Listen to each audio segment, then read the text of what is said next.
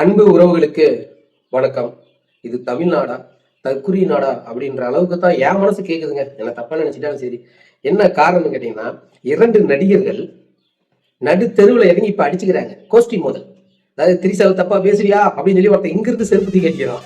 அந்த இங்க போர்வால் உதயநிதியை கைது பண்றீங்களா அப்படின்னு அவன் செருப்பு தூக்கி அடிக்கிறான். நடுவுல ஒருத்தர் பயந்துக்கிட்டு கடைய வேகமா சட்டை சாத்துறாரு. ஐயோ, அவர் நினைச்சிருப்பாரு, டே என்னடா இது தமிழ்நாடா இல்ல வடநாடா, என்னடா பண்ணிட்டு இருக்கிறீங்க, டே ஒரு நடிகைக்காக என்ன இறங்கி இப்படியா பொதுமக்கள் இடையூறு அடிச்சுக்கிறீங்க அப்படின்ற அளவுக்கு தான் இன்னைக்கு தமிழ்நாட்டோட நிலைமை இருக்குது.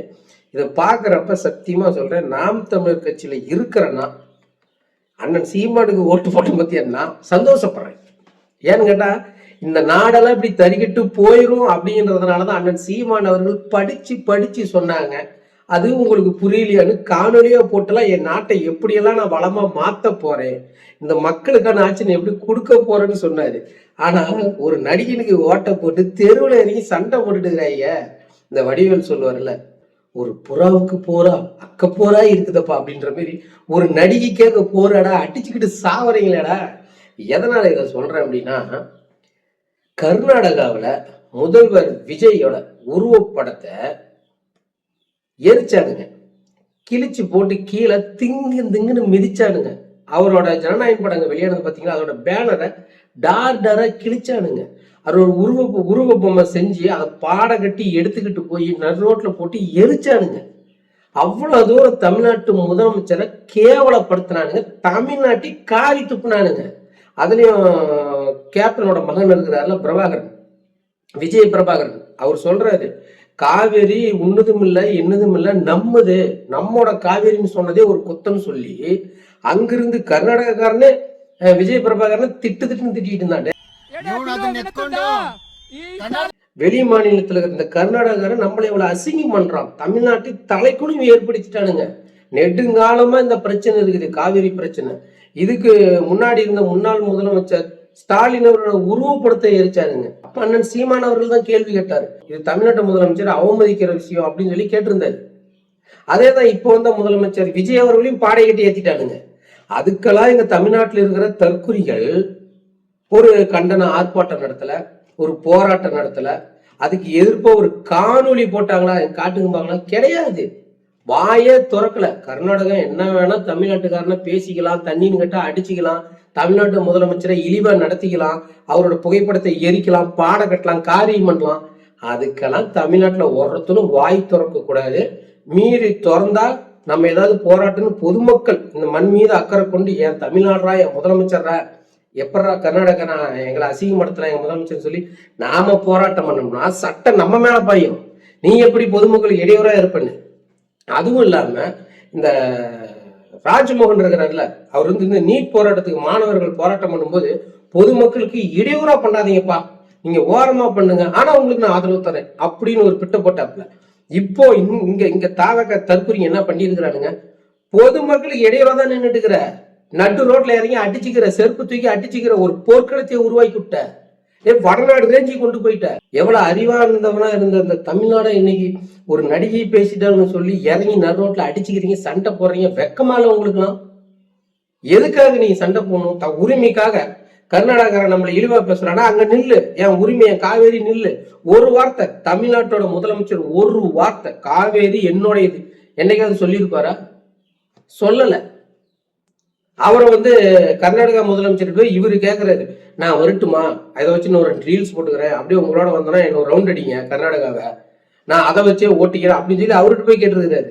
அவரு நான்லாம் அவரை கூப்பிடவே இல்லைன்னு கேவலப்படுத்தி அசிங்கப்படுத்தி தான் பேசியிருக்கிறாரு, நாங்களாம் அவர் வர சொல்லிங்க அப்படின்னு. அது ஒரு தமிழ்நாட்டு முதலமைச்சரை ஒரு இன்னொரு ஸ்டேட்டுக்கு வரீங்களா, இப்போதைக்கு வர வேண்டாம், சூழ்நிலை சரியில்லைன்னா என்ன அர்த்தம்? என்ன அர்த்தம்? கர்நாடகாவில் மண்ணின் மைந்தன் முதலமைச்சரா இருக்கிறாரு. அவர் மக்களுக்கு எதிராக எதுவும் பண்ண மாட்டாரு. கர்நாடகாவில் இப்ப உபரி நீர் தான் வந்தது, அவங்க நம்மளுக்கு தர வேண்டிய தண்ணீரை கொடுக்கல, உபரி நீர் தான் திறந்து விட்டாங்க. அதுக்கே கர்நாடகா முதலமைச்சரோட புகைப்படத்தை செருப்பால் அடிச்சு கிழிச்சிட்டு இருக்கிறாருங்க.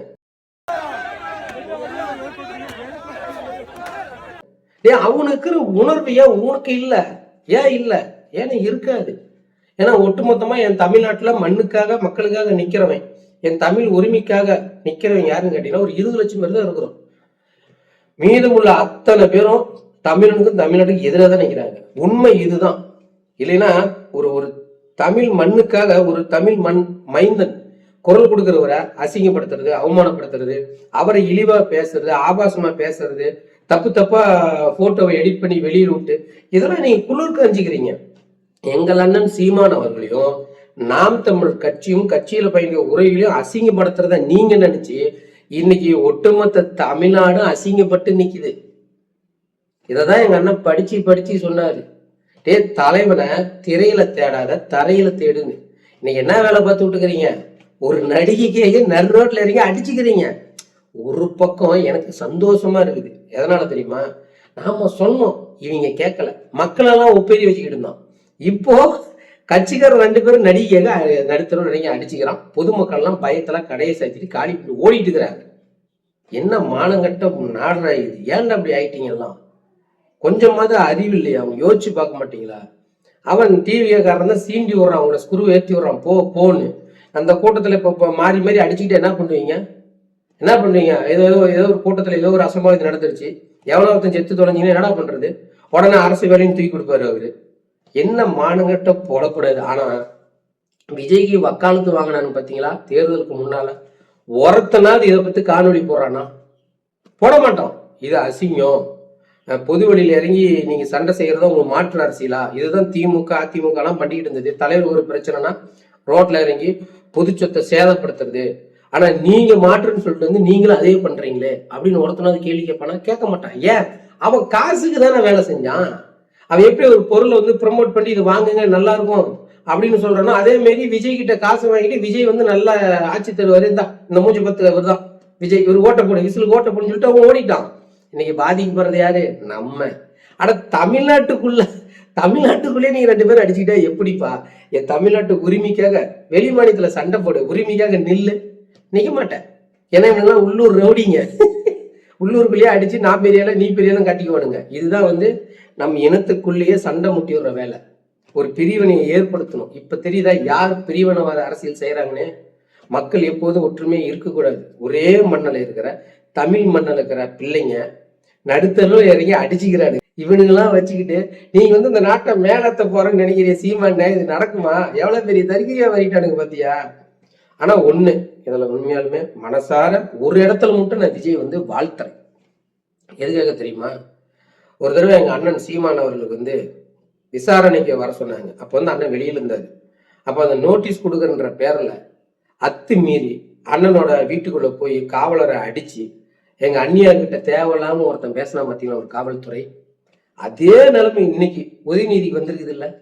உதயநீதி வீட்டுல போய் நின்றுகிட்டு காவல்துறை கைது பண்ணிதான் அவனை வாங்க, நீங்களாம் பேசுறதுலாம் நேரம் சொல்லி இழுத்துக்கிட்டு போய் இப்ப தூக்கிட்டு போயிட்டாங்கல்ல. அந்த இடத்துல எனக்கு ஒரு சந்தோஷமா இருக்குது. அதாவது காலம் எப்போதும் பதில் சொல்லும். இதுதான் எப்போதுமே ரொம்ப ஆடக்கூடாது, கொஞ்சம் அமைதியா இருக்கணும்னு. ஆனா இருந்தாலும் ஒரு நடிகைக்கே அடிச்சுக்கிறீங்களேடா, கொடுமைடா கொடுமை. இதுதான் எங்க ஐயா காமராஜர் அவர்கள் சொன்னார், கூத்தாடிக்கிட்ட நாட்டை கொடுத்தா கூத்தியாவிடம் கொடுத்து விடுவார் என்று. இன்னைக்கு விஜய் நீ விமர்சனம் பண்றத தேவையில்லாத பிரச்சனை. ஆனா திரிசாவை விமர்சனம் பண்ணினா தூக்கிடுவோம்ல. சைலண்டா நின்று வேலை செய்யறாப்புல எங்க சின்னம்மா புரட்சி தலைவி சின்னம்மா திரிசா வாழ்க.